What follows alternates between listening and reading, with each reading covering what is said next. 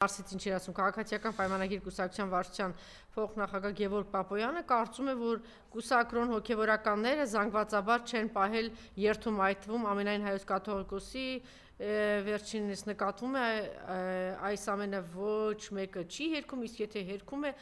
եւ այլ ինչ-որ անհեթեթություններ է դուրս տվել, այս անձը գնա, այս թեր հաստահասին պիտի ասել գնա քո գործերով զբաղվի։ Հիմա ցույց կտանք, թե ինչ է տեղի ունենում Լարսում եւ նաեւ հիշեցրել էին, թե այս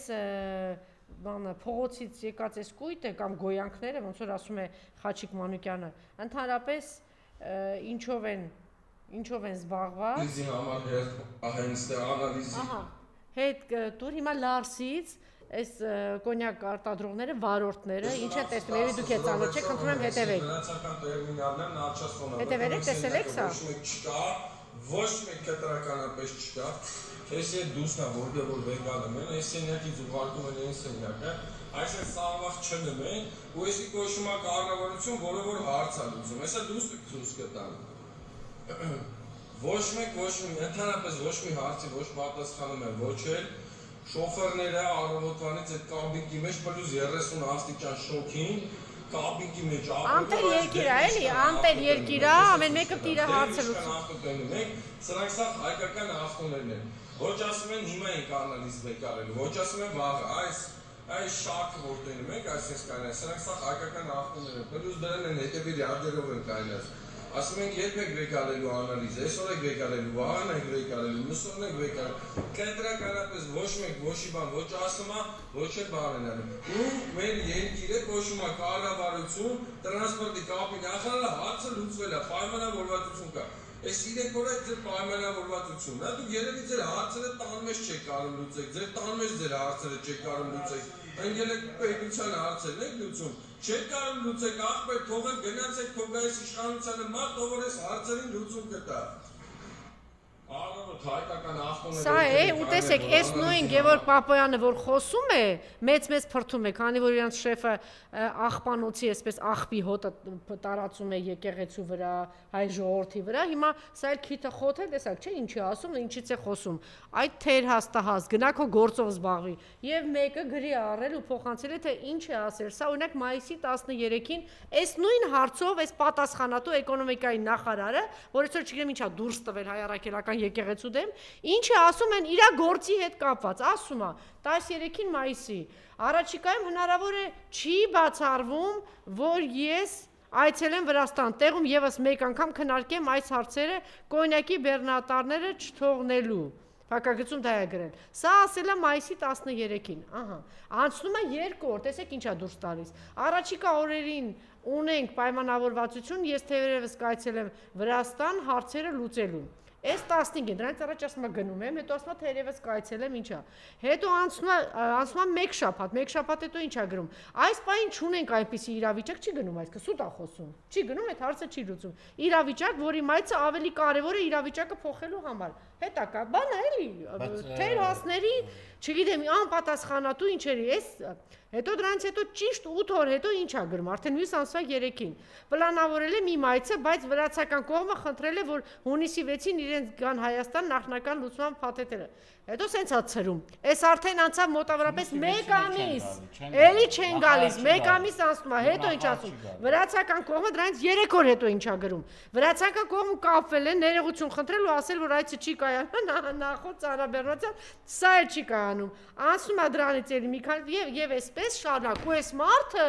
այսօր բան անում, խոսում է, եկ գնա քո գործով զբաղվի։ Այս մարդիկ այսօր դրա մասին խոսել եմ, սա ի՞նչ է նշանակում։ Եթե կոնյակի արտահանման արգելք կա, սա նշանակում է, որ արտադրողին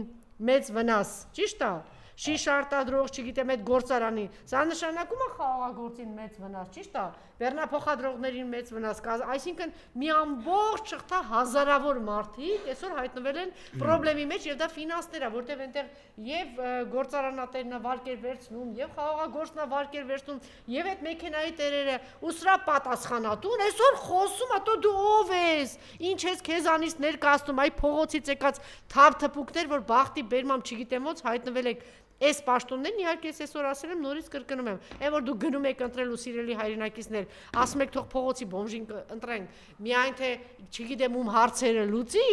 այդպես է լինում, վերջում սովորաբար գալիս է ու ժողովրդի հարցերն են լուծում, ու այս իրավիճակի մեջ են գցում։ Խնդրեմ, այս թեմայի հետ կապված։ Այդ ինչ որ դուք ասում եք, դա իմ հարցմանի պատասխանը այս ամեն ինչ եղել ազգային ժողովում։ Ազգային ժողովի ամբիոնից այս խնդիրները բարձրաձայնել եմ առաջի օրվանից այդ մարդկանց կողքն եմ եղել, մինչև հիմա էլ շարունակում եմ ամենօրյա ռեժիմով հետևել, այս տեսանյութերը ինձ համար պատահական չեն, իրանց հետ կապի մեջ եմ, կոնյակ արտադրողների հետ կապի մեջ եմ, գյուղատնտեսների հետ կապի մեջ եմ, խաղաղագործների հետ կապի մեջ եմ, տեսեք ինչ է կատարվում։ Այս մարդիկ տարական խնդիրները չեն կարողանում լուծել, այնինչ ասում ենք վրացիների հետ ունենք ռազմավարական, ստրատեգիական, չգիտեմ, ինչ հարաբերություն, հատուկ հարաբերություններ ունենք եւ այլն, ու չեն կարողանում այս հարցը լուծել։ Հազարավոր աշխատատեղեր փակվում են։ Հիմնարկները, այդ արտադրողները միլիոնավոր դոլարների վնասներ են կրում։ Պատկերացնելու համար ամեն բեռնատարի մեջ կա մոտավորապես 20,000 շիշ կոնյակ,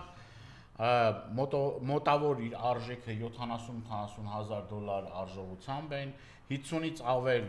ուրեմն բեռնատարներ կային մինչև այս պահ, հիմա չգիտեմ ավելացել են թե չէ, ու տեսեք այն մարդիկ, որոնք որ հիմա խաղող են դրել եւ այդ բերքի ակնկալիքով սպասումներ ունեն։ Այն մարդիկ, որոնք որ պարտավոր են ամեն օր աշխատավարձ տալ իրենց աշխատողներին, ինչ պիտի անեն։ Այդ ամբողջ շղթան ուրեմն կտրվել է, այս մարդիկ պարտավորվածություն ունեն, պայմանագրեր ունեն կնքած։ Հենց որ ասում ես, այդ տղա պայմանագիր ունի կնքած այդ մարդը, այդ պայմանագիրը չկատարելու դեպքում ինքը վնասներ է գալիս, ինչ պիտի վճարի։ Վճարներ անի, այսինքն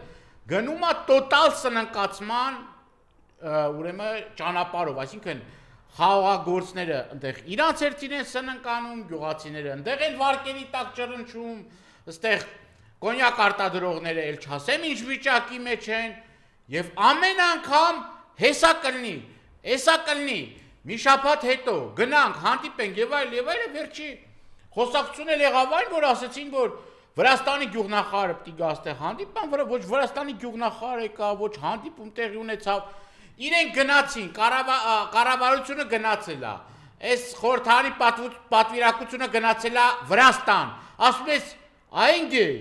կարաք մի բառ ասեք, ինչ են ասել ձեզ։